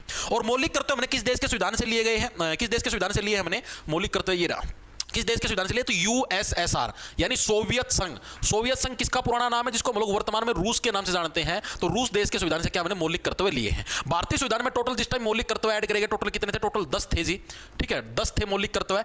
तो अब वर्तमान में कितने, अगर कोई आपसे वर्तमान बोले तो वर्तमान में 11 मौलिक कर्तव्य देखने को मिलते हैं। 11वां कब ऐड किया गया जी? 11वां आपका ऐड किया गया 86वां संविधान संशोधन हुआ था साल 2002 के अंदर, उसके तहत आपका 11वां मौलिक कर्तव्य ऐड किया गया, जिसके तहत 6 से 14 वर्ष तक के बच्चों के लिए अनिवार्य और मुफ्त शिक्षा का प्रावधान है, ठीक है। तो ये आपका ऐड किया गया था, तो ऑप्शन नंबर ए हमारा करेक्ट हो जाएगा। ओके जी, चीज भी हमारे समझ में आ गई। आगे चलते अगला प्रश्न, हिंदू विवाह अधिनियम के अनुसार कितने वर्षों का परित्याग तलाक का आधार है? मान लिया आपने अपनी पत्नी का त्याग कर दिया, तो यानी कितने वर्षों तक अगर आप अपनी पत्नी का त्याग करते हो उसके बाद ही आपको तलाक मिलता है, तो आपको मिनिमम 2 वर्ष तक का त्याग करना पड़ता है, तब जाके है आप अपनी पत्नी को तलाक दे, यानी 2 साल तक आपको बिना पत्नी रहना पड़ता है, ठीक है, तब जाके आप अपनी पत्नी को तलाक दे सकते हो, ठीक है जी। कि मेरा 2 साल में इनकी सहमति बने जाओ ना तलाक देवा। भारतीय संविधान का जनक किसे कहा जाता है? तो सबको पता, डॉक्टर भीमराव अंबेडकर को क्या भारतीय संविधान का जनक कहा जाता है। और आजादी के बाद ये क्या थे? हमारे कानून मंत्री भी बने थे। क्या बने थे? हमारे कानून मंत्री भी बने थे, ठीक है जी, चीज भी समझ में आ गई। आगे चलते, सार्वभौमिक वयस्क मताधिकार का क्या अर्थ है? सार्वभौमिक वयस्क मताधिकार का क्या अर्थ है? इसका अर्थ ये है कि जितने भी वयस्क लोग हैं, सार्वभौमिक यानी सबको, जितने भी वयस्क लोग हैं उनको मताधिकार यानी वोट डालने का अधिकार है, यानी सभी वयस्कों को मतदान अधिकार। ऑप्शन नंबर ए करेक्ट हो जाएगा, ठीक है। और ये जो मतदान है, ये मतदान की उम्र कितनी होती है आपकी? 18 वर्ष। अब एक प्रश्न आप लोगों को बताना कमेंट बॉक्स के अंदर कि जो मतदान की उम्र है वो 21 से घटाकर 18 किस संविधान संशोधन के तहत की गई? चलो संशोधन में बता देता हूं, 61वां संविधान संशोधन था। अब ये हुआ किस वर्ष था? साल का नाम बताओ, किस वर्ष 61वां संविधान संशोधन होता है? याद रखने ट्रिक क्या है? 61 से 21, 61 21, 61 21 यानी 21 से 18 कर दी। ओके ओके जी, आगे चलते हैं। समानता का अधिकार किस अनुच्छेद के अंदर अभी बताया? जब आप 14 से 18 के बीच में आपको क्या चाहिए? फुल इक्वलिटी चाहिए, फुल समानता चाहिए, समानता का अधिकार 14 से 18 के बीच में। ओके जी, आगे चलते हैं। चंद्रयान 3 मिशन किसने लॉन्च किया? चंद्रयान 3 किसने किया था? इसरो ने किया था, ठीक है, इंडियन स्पेस रिसर्च ऑर्गेनाइजेशन, बिल्कुल सही है। ओके जी, मुख्यालय कहां पर, हमें इसका हेडक्वार्टर कहां पर देखने को मिलता है? बेंगलुरु के अंदर। भाई ये चीज याद रखना, बेंगलुरु के अंदर क्या है इसका हमें मुख्यालय देखने को मिलता है, ठीक है जी। बेंगलुरु कहां पर? कर्नाटक के अंदर। आर्थिक विकास का प्रमुख मानदंड क्या है? विच मेजर इंडिकेट्स इकोनॉमिक। भाई हमारे जो देश है, देश की विकास होने लग रहा है तो हम लोग किससे मापते हैं? जीडीपी से मापते हैं। हमारे देश की जीडीपी अगर अच्छी चलने लग रही है तो हमारे देश का आर्थिक विकास अच्छा होने लग रहा है, जीडीपी अच्छी नहीं है तो आर्थिक विकास नहीं है, सिंपल सी चीज है। ओके जी, पश्मीना शॉल के लिए प्रसिद्ध क्षेत्र कौन सा? पश्मीना शॉल हमें कहां पर देखने को मिलता है बताओ? बहुत ईजी प्रश्न है, शाबाश। जब मैंने एनिमल हस्बेंड्री करवाई थी हरियाणा पुलिस कांस्टेबल के लिए बैच के अंदर, उसके अंदर भी तो करवा रखा है पश्मीना शॉल। वेरी गुड, शाबाश। एक भेड़ होती है, उस भेड़ के ऊन से जो कि जम्मू कश्मीर के अंदर पाई जाती है, कश्मीर, ठीक है, वहां से जो शॉल बनता है उसको हम लोग बोलते हैं pashmina shawl. Option number D हमारा करेक्ट हो जाएगा, ठीक है, भेड़ की खाल बना है। आयकर अधिनियम की धारा 10 के तहत कौन सी आयकर मुक्त है? यानी कि कौन सी जो आय है यानी कौन सी इनकम है वो कर मुक्त है, उसके ऊपर टैक्स नहीं लगता। ये धारा भी याद रखना, यानी इनकम टैक्स डिपार्टमेंट की जो धारा नंबर 10 है उसके तहत जो हमारी खेती बाड़ी की जो इनकम होती है, यानी चाहे मैं खेती बाड़ी था 1 करोड़ रुपये कमाता हूं साल के, उसके ऊपर इनकम टैक्स नहीं लगेगा। तो इनकम टैक्स की धारा नंबर 10 के तहत क्या? 10, बस भाई बस, खेती बाड़ी से टैक्स नहीं लेना, क्योंकि पुराने जितने भी साल हैं इतने सालों से हम लोग खेती बाड़ी से तो टैक्स लेते हुए आने लग रहे थे, ठीक है। मुगलों का टाइम देख लो, अंग्रेजों का टाइम देख लो, सारे टैक्स किसके ऊपर? खेती बाड़ी के ऊपर थे। बस अब खेती बाड़ी से और टैक्स नहीं लिया जाएगा, ठीक है। ओके जी, आगे चलते हैं। पर्यावरण संरक्षण का दायित्व नागरिकों पर किस अनुच्छेद के अंदर है? पर्यावरण संरक्षण आपको करना है तो किस अनुच्छेद के अंदर है? तो अनुच्छेद नंबर जो 48A है इसके अंदर हमें पर्यावरण संरक्षण मिलता है। ये हमारा डीपीएसपी के अंदर देखने मिलता है, directive principle of state policy, यानी नीति निर्देशक सिद्धांत, जो कि हमने आयरलैंड के संविधान से लिए हैं। इसके अंदर हमें क्या कुछ देखने को मिलता है कि हर एक राज्य का यह कर्तव्य होगा कि वो अपने नागरिकों को इस चीज की प्रेरणा दे कि वो पर्यावरण की सुरक्षा करे, यानी 48A के अंदर भी हमें देखने को मिलता है। नॉर्मल 48 के अंदर क्या देखने को मिलता है? कृषि और पशुपालन, ठीक है, नीति निर्देशक सिद्धांत, ठीक है। ओके जी, चीज हमारे समझ में आ गई। 51A के अंदर हमारे क्या दे रखे? 51A के अंदर हमारे मौलिक कर्तव्य देखने को मिलते हैं। मौलिक कर्तव्य, जितने मौलिक कर्तव्य हमारे किसके अंदर देखने को मिलते हैं? 51A के अंदर में सारे मौलिक कर्तव्य देखने को मिलते हैं। ओके जी, 21 के अंदर क्या है आपका? राइट टू प्राइवेसी, यानी कि आपको प्राइवेसी का अधिकार है, ठीक है, और आपको जीवन जीने का अधिकार है। इसको कैसे याद रखोगे? इसको सीधा सा एक ही ट्रिक है, 21 का मतलब हो गया 21, ठीक है। 21 अगर आपको प्राइवेसी 21 कहां पर मिलती है? प्राइवेसी के अंदर मिलती है, और जब तक 21 मिलती रहेगी तब तक जीवन जीने मजा आता है, वो बाद में नहीं आता है, सीधी सी बात है। ऑप्शन नंबर हमारा बी करेक्ट हो जाएगा, ठीक है। आगे चलते हैं। राष्ट्रपति किस विधेयक को पुनर्विचार के लिए वापस नहीं भेज सकते? कौन से विधेयक को वापस नहीं भेज सकते राष्ट्रपति जी? तो जो हमारे पास कौन सा है? वित्त विधेयक या धन विधेयक, साधारण विधेयक या संवैधानिक विधेयक? कौन से विधेयक को राष्ट्रपति जी वापस नहीं भेज सकते बताओ? उसको पास करना ही करना पड़ेगा। तो जो धन विधेयक है, धन विधेयक को राष्ट्रपति जी कभी भी वापस नहीं भेज सकते, उसको पास करना। धन विधेयक से रिलेटेड 2 फैक्टर हैं। धन विधेयक केवल और केवल किसके अंदर पेश होता है? केवल और केवल लोकसभा के अंदर ही पेश हो सकता है, इसको हम लोग राज्यसभा में पेश नहीं कर सकते। ये खास बात है, ये याद रखना, लोकसभा में पेश होता है। दूसरी चीज, राज्यसभा इसको केवल 14 दिन के लिए होल्ड पे रख सकती है, केवल 14 दिन तक होल्ड कर सकती है, इससे फालतू कुछ नहीं कर सकती। ओके जी, ये चीज भी समझ में आ गई। ठीक है, और राष्ट्रपति भी कुछ नहीं कर सकते, राष्ट्रपति को भी सीधे साइन मारने पड़ेंगे। ठीक है, ऑप्शन नंबर डी हमारा करेक्ट हो जाएगा। ठीक है जी, बहुत इंपॉर्टेंट है। आगे चलते हैं। यदि संसद पुनः विधेयक पारित कर दे तो राष्ट्रपति पुनः अस्वीकार कर सकते हैं। जैसे मान लिया संसद ने कोई कानून पारित कर दिया, राष्ट्रपति ने उसको अस्वीकार कर दिया, संसद दोबारा फिर वो कानून पारित कर दे, तो ऐसे केस के अंदर राष्ट्रपति क्या कर सकते हैं? उसको दोबारा अस्वीकार कर सकते हैं या स्वीकृति देना तो कंपलसरी हो जाए। तो कंपलसरी हो गया, ना दोबारा पारित कर दिया, अब तो आपको स्वीकृति देनी देनी पड़ेगी। जी हाँ, बिल्कुल, ऑप्शन नंबर बी हमारा करेक्ट हो जाएगा। एक बार राष्ट्रपति कैंसिल कर सके, दोबारा फिर अगर संसद पारित करे तो अब तो राष्ट्रपति को स्वीकृति देनी देनी पड़ेगी, बार बार कैंसिल नहीं कर सकता। ठीक है, ओके जी, चीज हमारे समझ में आ गई, दिमाग के अंदर घुस गई। बिल्कुल सर, कितने क्वेश्चन हो रह गए? अभी तक 60% हुए भाई। ठीक है, 100 प्लस है, देख लो लागा काटे। ये कितनी देर की क्लास हुई है? 1 घंटा और 5 मिनट की क्लास हुई है। मोटा मोटा ये मान के चलो 1.5 घंटे की क्लास होगी, 25 मिनट और लगेगी। आरटीआई में पीआईओ के निर्णय के विरुद्ध अपील कहां की जाती है? आरटीआई यानी राइट टू इंफॉर्मेशन एक्ट कब आया? साल 2005 के अंदर आया।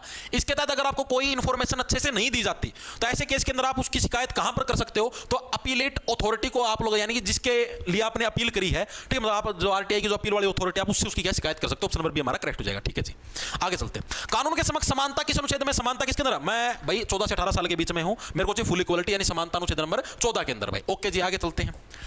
युद्ध या भारी आक्रमण की स्थिति में आपातकाल को क्या कहते हैं? युद्ध या भारी अगर आक्रमण होता है तो उसके केस में क्या होता है? नेशनल इमरजेंसी, यानी राष्ट्रीय आपातकाल होता है हमारे पास। कौन सा? राष्ट्रीय आपातकाल। फाइनेंशियल आपातकाल कब होता है? जब पैसे की कमी होती है। प्रेसिडेंट रूल, राष्ट्रपति शासन, नॉर्मल धारा 356 के तहत जो राज्यों के अंदर होता है। स्टेट इमरजेंसी ऐसा कुछ नहीं होता। आगे चलते हैं। राष्ट्रीय सौर मिशन किससे संबंधित है? सौर मिशन ये किससे संबंधित है? नवीकरणीय ऊर्जा, कोयला उत्पादन, परमाणु ऊर्जा, जल विद्युत, किससे है सौर मिशन आपका बिलोंग करता है? ये प्रश्न आपसे पूछा गया, तो किससे बिलोंग करता है? रिन्यूएबल एनर्जी, यानी कि ऐसी ऊर्जा जिसको हम लोग बार बार उत्पन्न कर सकते हैं, उसको रिन्यूएबल एनर्जी बोलते हैं। जैसे सूरज से जो हम लोग ऊर्जा प्राप्त करते हैं उसको तो हम लोग बार बार मल्टीपल टाइम बना सकते हैं। सूरज की रोशनी तो फ्री है।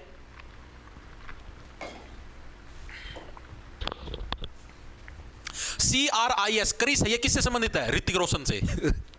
रेलवे सूचना प्रणाली, बैंकिंग प्रणाली, दूरसंचार या बिजली क्षेत्र, किससे बिलोंग करता है? CRIS। तो CRIS जो आपका बिलोंग करता है, किससे बिलोंग करता है? ये आपका रेलवे डिपार्टमेंट से बिलोंग करता है। इसकी फुल फॉर्म क्या होती है?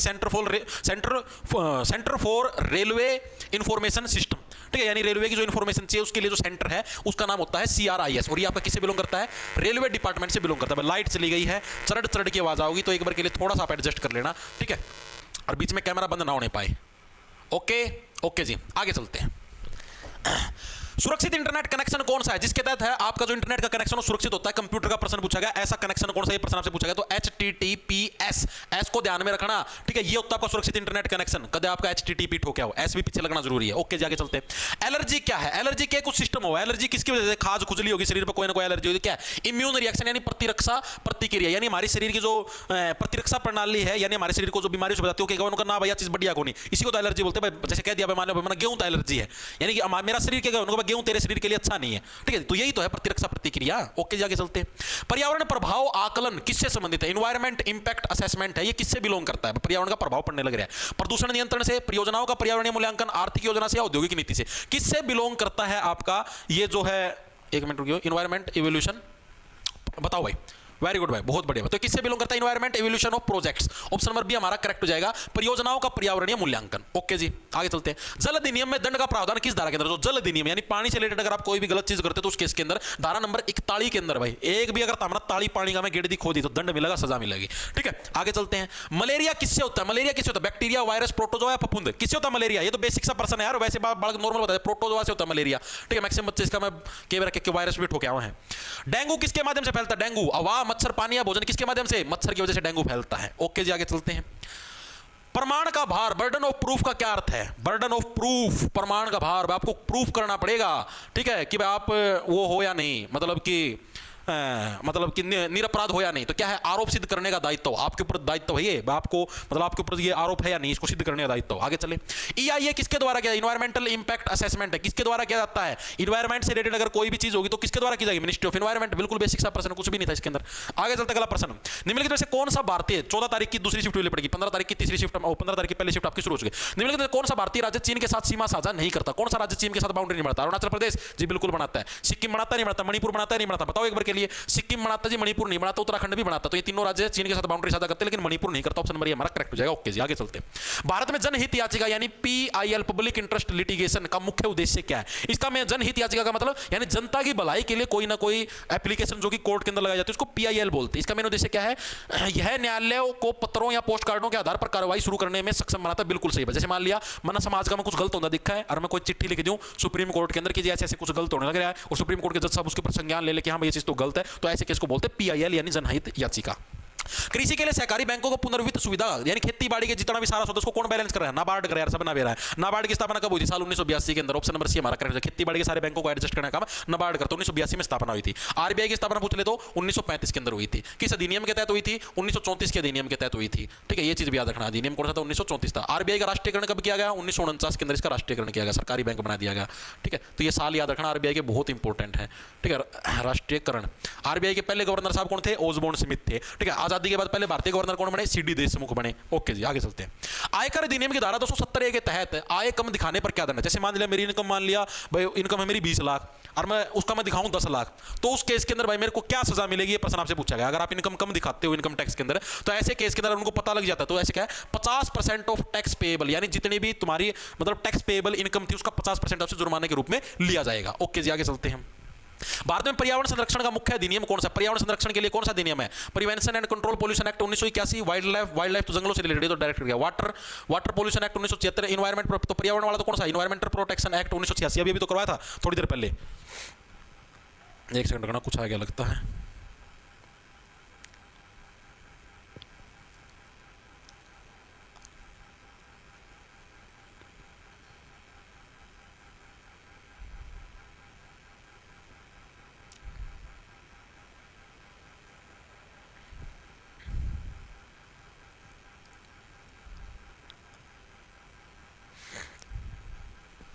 एक सेकंड रुको भाई।